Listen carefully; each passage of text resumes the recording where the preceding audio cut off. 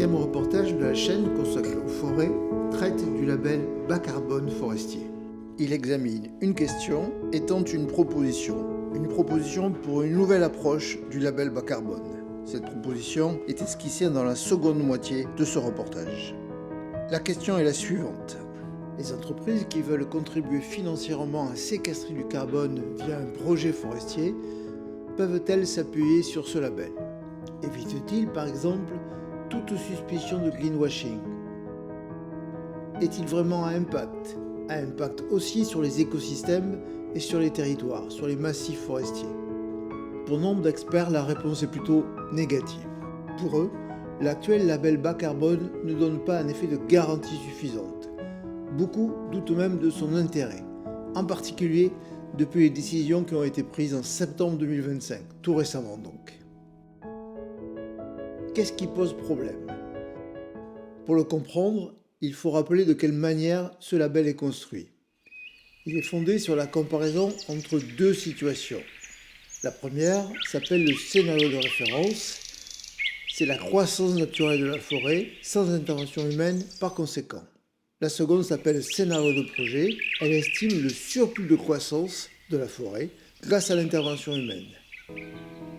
Le label bas carbone se fonde en fait sur l'additionnalité, c'est-à-dire sur le gain en termes de croissance des arbres et donc de séquestration carbone produit par le projet en regard du scénario de référence.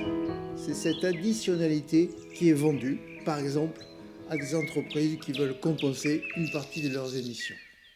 Les deux scénarios, le scénario de référence et le scénario de projet, sont tous les deux estimés.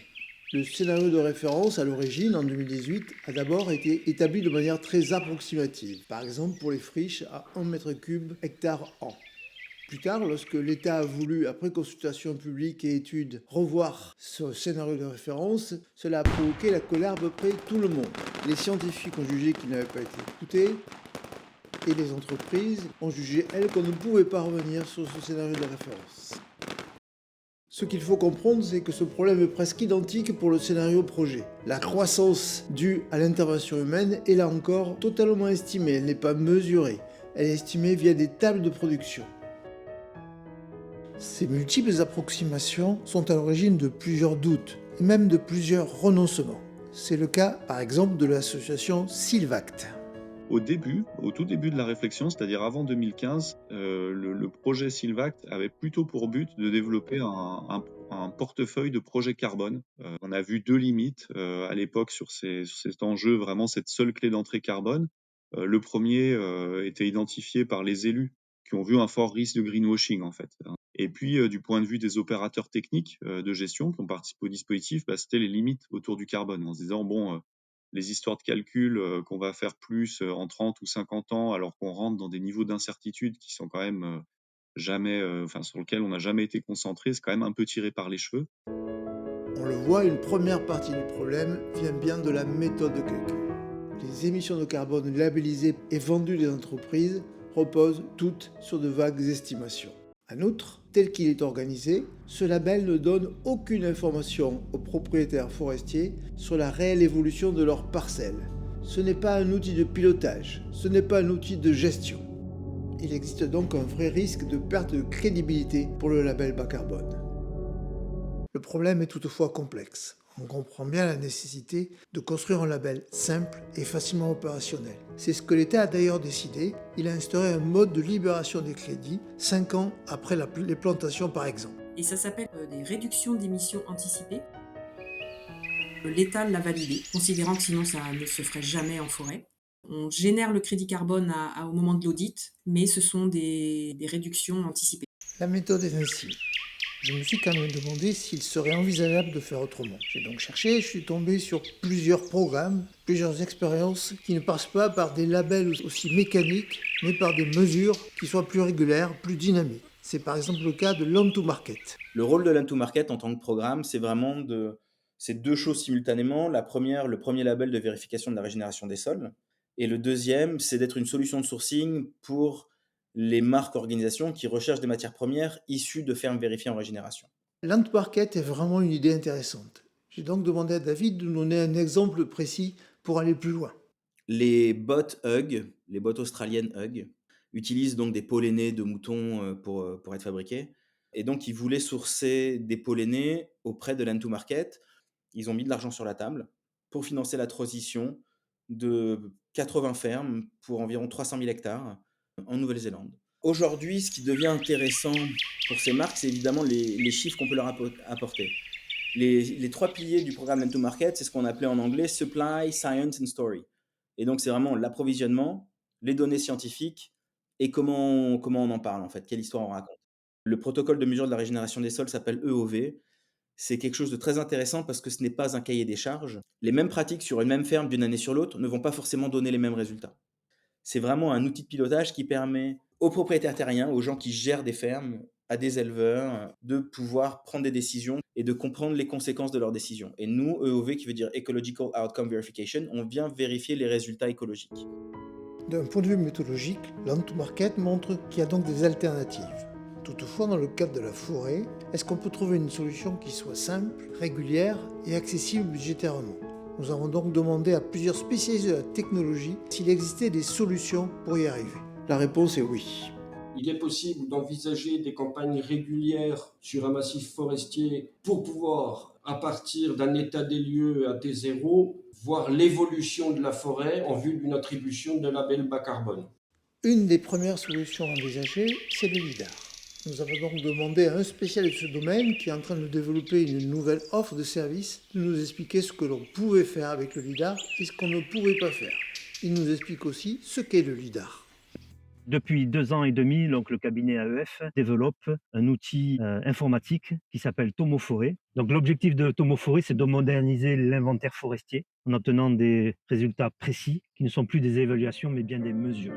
Nous utilisons un lidar terrestre mobile qui permet de scanner la forêt au pas d'homme avec un parcours bien précis et permet de relever donc une surface qui va de 1,5 à 1 hectare en environ 30 minutes. On a absolument besoin d'avoir un relevé lidar sous la canopée, très dense, pour que nos algorithmes puissent mesurer les arbres.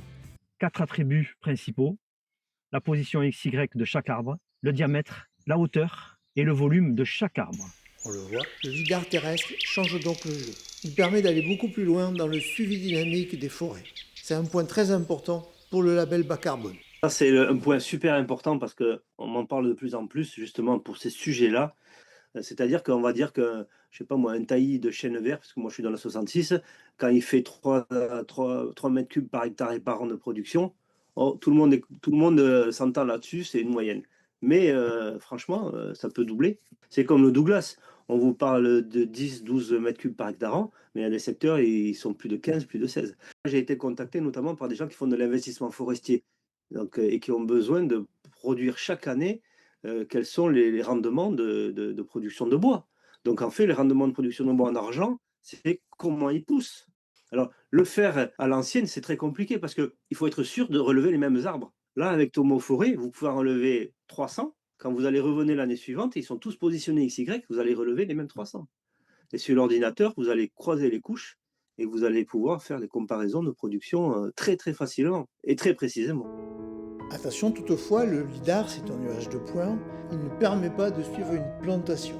C'est un outil, c'est une technologie qui vise plutôt les forêts déjà matures. La limite du lidar, du nuage de points qu'on a observé, c'est qu'en dessous de 15 cm de diamètre, il ne les voit pas.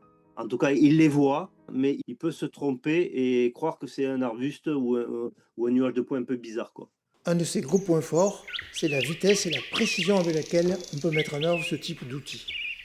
Alors la dernière fois, j'ai fait un inventaire dans une pinède de pin maritime qui avait une trentaine d'années, donc des arbres de 25, 35, 40 de diamètre. J'ai relevé en 25 minutes 1,6 hectare. Donc là, ça marchait bien. Il n'y avait pas trop de broussailles, la pinède était propre. Vous pouvez compter au bureau une petite heure pour transformer le nuage de points en point LAS. Et ensuite, le traitement Tomoforêt, donc nos algorithmes, c'était 25 minutes. On a obtenu, de mémoire, 600 arbres avec toutes les données dendrométriques et les volumes, bois d'industrie, bois d'œuvre.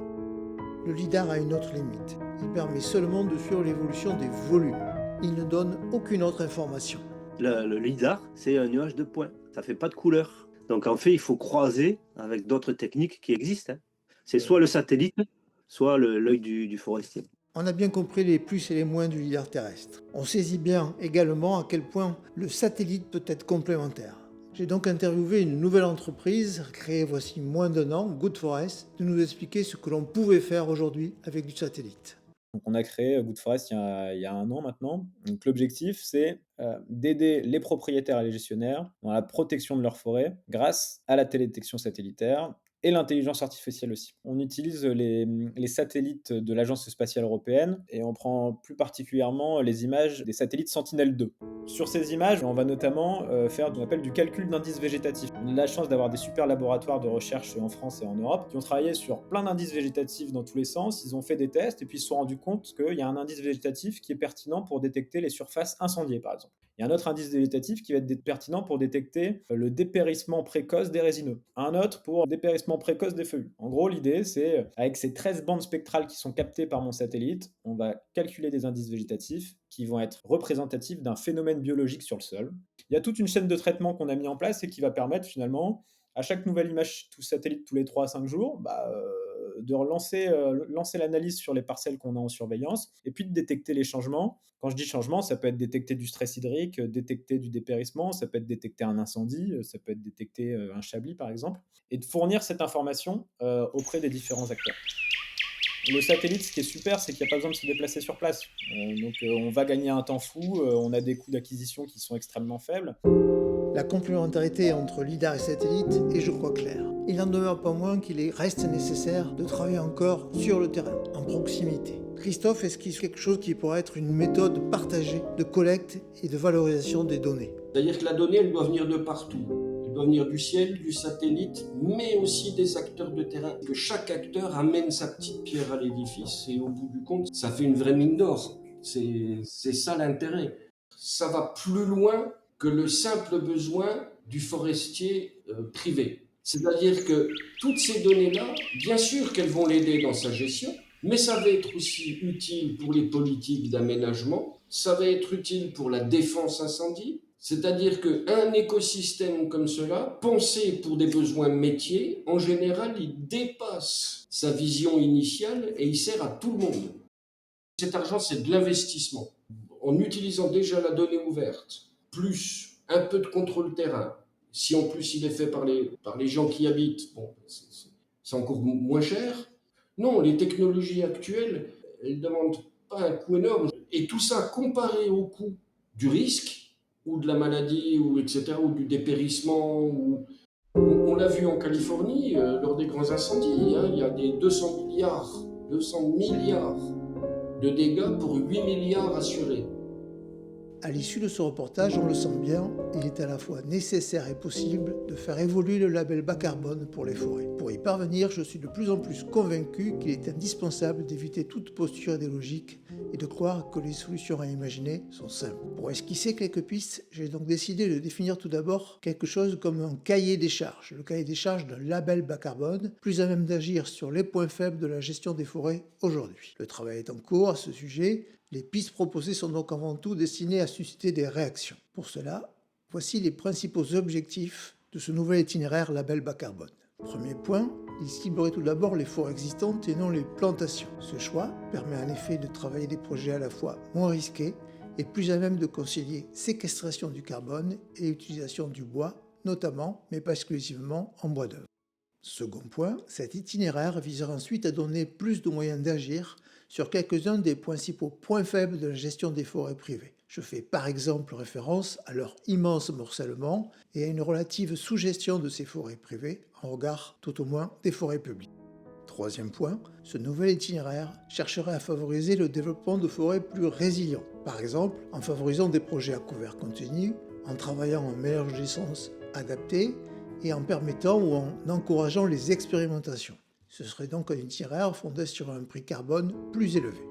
Quatrième point, il s'adresserait donc à des organisations candidates au financement clairement engagées dans une démarche de réduction de leurs émissions et qui chercheraient à les compléter via des actions de compensation à impact sincère et transparente. Il semblerait donc logique que ces crédits ne soient plus cessibles, comme cela est possible depuis septembre 2025. 5e point, ce label est fondé sur une méthode que je nomme, pour aller vite, MRV. M pour mesure dynamique, vous avez compris à quel point c'était important dans le reportage. R pour reporting, reporting dans un registre ouvert et en open data. V enfin pour vérification de terrain, sur un échantillon de placettes, quand on sent bien que la technologie qu'il faudrait exploiter mieux et plus ne permet pas de tout faire. Le but est bien de faire de ce nouvel itinéraire un moyen de mieux piloter, de mieux suivre et finalement de mieux gérer les forêts. Enfin, 6e point, cet itinéraire faciliterait l'intégration du volet carbone forestier dans un écosystème plus large. Il intégrerait par exemple les questions autour de l'eau, de la qualité du sol, du vivant, et peut-être aussi les services que je nommerai pour aller vite, plus sociaux ou plus récréatifs. Sur ce dernier point, je l'avoue, je reste encore en recherche de solutions. Si vous avez des idées, je serais ravi d'échanger avec vous. Sur les 5 premiers, en revanche, je suis raisonnablement optimiste. Ces 50 ou 60 entretiens montrent qu'il est finalement pas impossible d'inventer un itinéraire compréhensible, simple à mettre en place et qui puisse intéresser l'immense diversité des acteurs concernés. Le but du prochain reportage sera justement d'avancer pour vérifier si ce cahier des charges peut être ou pas opérationnalisé. À suivre donc, et vous l'avez compris, si vous avez des idées, des critiques, des pistes, j'adorerais échanger avec vous. Dans cette attente, je vous souhaite le meilleur.